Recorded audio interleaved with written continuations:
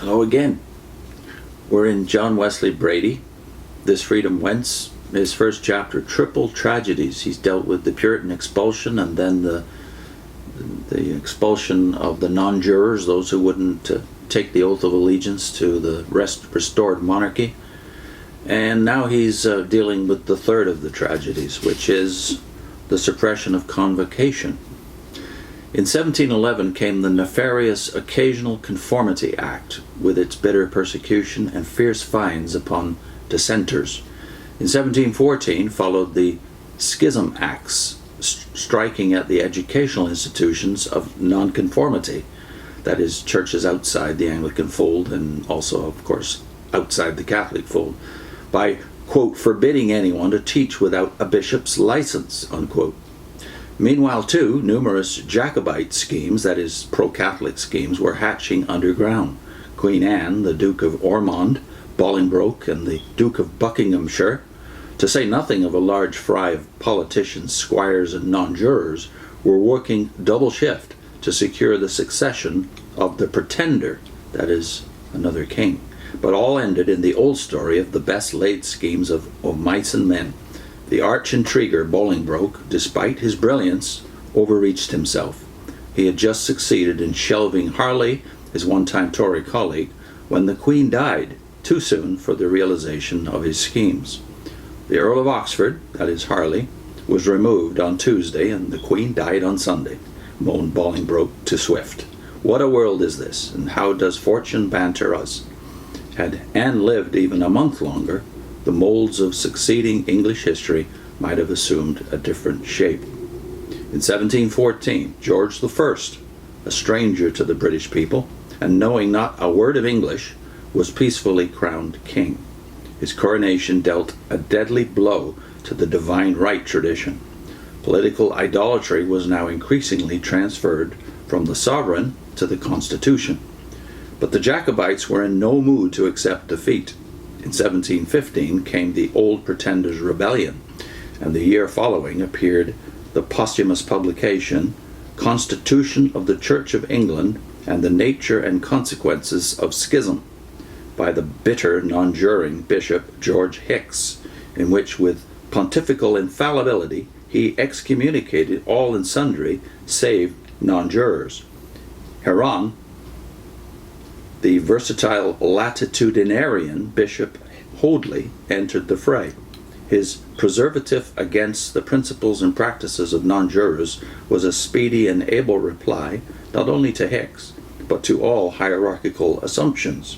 A little later, in 1717, Hoadley preached before the king his famous and provocative sermon, Nature of the Kingdom, or Church of Christ, wherein he claimed that Christ had not delegated his authority to any ecclesiastical system, and that the spiritual invisible church was the only true representative of Jesus Christ. The fat was now completely in the fire. The ensuing Bangorian controversy soon broke into side issues. The lower house of Convocation howled for the official censure of Hoadley, and much odium theologicum, that has something like a meaning of hatred of theology or theological hate, was loudly expressed, whereupon the Whig politicians, having their own axe to grind and glad of a plausible excuse to silence high church politics, called upon the king to prorogue Convocation by royal writ. The request was granted. Prorogation really spelled suppression. Not till the middle of the 19th century was Convocation again permitted to transact business. The triple tragedies were now complete. Not only was the national church shorn of left-wing prophet and right-wing priest, even her vocal organs were torn from her, and the famous Queen Anne's bounty, which meanwhile had greatly augmented her income, was destined to swell the loathsome system of pluralities and sinecures which so grossly vulgarized and paganized the 18th century church. These triple tragedies, with their correlated events, contributed lamentably to the moral and spiritual stagnation which Bishop Berkeley, in the year of Wesley's conversion, so deeply deplored.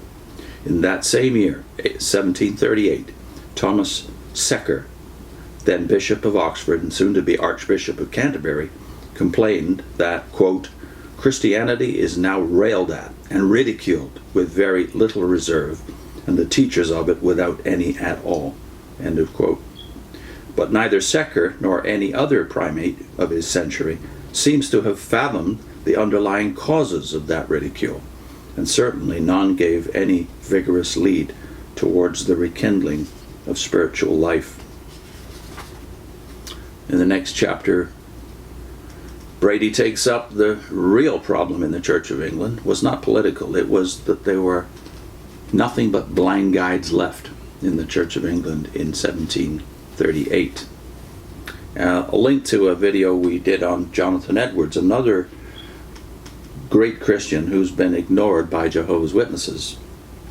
And why is that? Why would you ignore someone of the immense significance of the man who has been called the greatest thinker, not just the greatest Christian minister, but the greatest thinker America has ever produced?